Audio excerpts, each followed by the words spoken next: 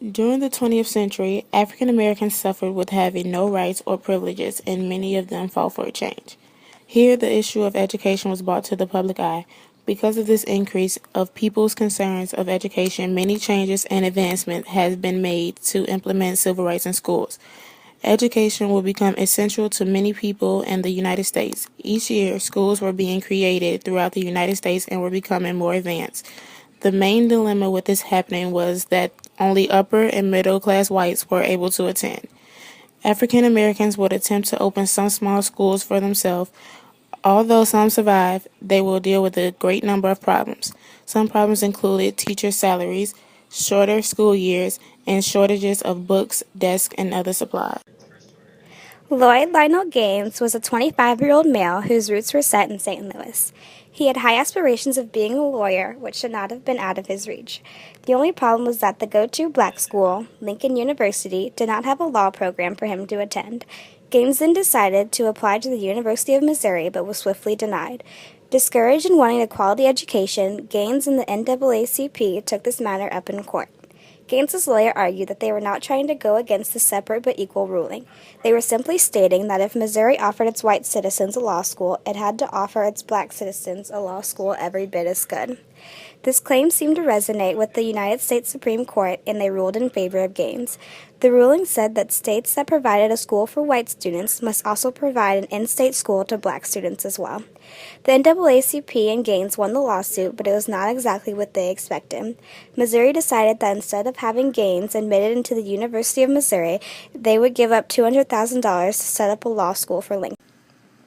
Fannie Marie Tolson, born in 1911, was the first African American to teach in the desegregated schools of Fayette, Missouri. Equality in education among African Americans has been a very long process. Though in her lifetime, Fannie got to see many victories for the black race in America, including the Brown decision, play out, major racial discrimination in education, as well as almost every other aspect of life, still existed after these decisions and changes were put into place. The first school Fannie attended was a Lincoln school, where none of the teachers were college educated. There were about 180 students in the school and hardly any books, and all the books they did have were raggedy and beat up, and Fannie knew that this was very different from the white schools. When Fannie took her first teaching job in Bowling Green, Missouri, they didn't have a high school for blacks, and so she had to teach her junior and senior classes in a restaurant. The first integrated classes she taught were 6th grade social studies and study hall. They had never in that county had a brown-skinned person teach, Fannie said. One time, Fannie had a white girl in her class that especially seemed to love her. "My old gray-headed grandmother told me niggers didn't know nothing," the girl said. Fannie laughed and replied with, What'd you tell her?" The girl responded, "I told her she's a liar, and she smacked me." A year later, the grandmother told the girl she would pay for the girl to take a friend to London. The girl said she wanted to take Fannie, and the grandmother said no. Being a black teacher for an integrated school was not easy.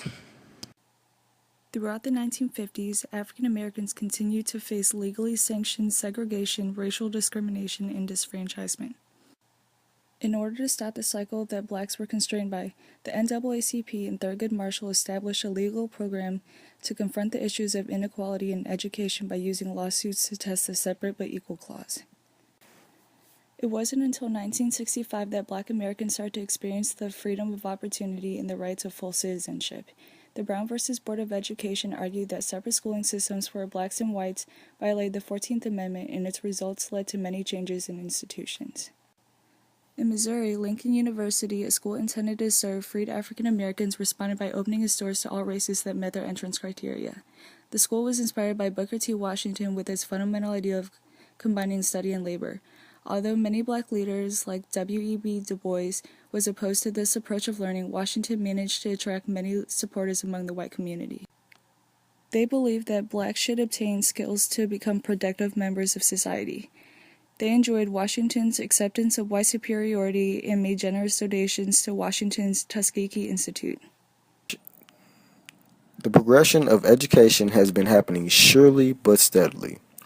In the 18th century, the United States was born and began developing into a great power over the years. Some issues that held the United States back from reaching its full potential were slavery, segregation, and discrimination. These issues made it very difficult for blacks to get an adequate education, especially during the earlier times of the country. However, there was still progression, even though it was slow at first. As the time went on, blacks slowly began to get more access to education and began opening their own schools. Black universities and colleges were being built in the later 19th century after the Civil War, such as Hampton University in Virginia. During the 20th century, a number of schools and universities had been built for blacks, but they were still separated and not equal.